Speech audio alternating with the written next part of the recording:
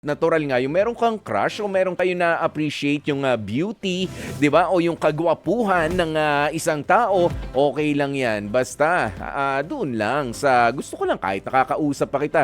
O crush lang, ganyan lang. Pero may respeto pa rin, 'di ba? At hindi nakakalimutan si jowa. Pero kapag ka ang mga conversation ninyo ay beyond doon sa simpleng hi and hello at yung tungkol na lamang sa mga dapat ninyong pinag-uusapan, halimbawa nga sa school o sa trabaho, mga shadow ka na nagiging personal, babantayan mo yung sarili mo.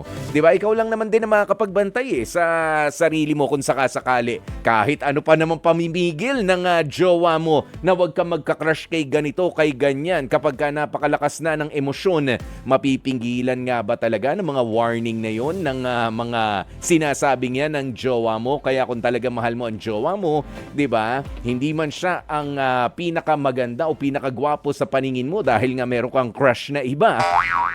'Di ba? Yung respeto pa rin at pagmamahal. Oo, yun ang sanang inuuna mo at inaalaala. Okay?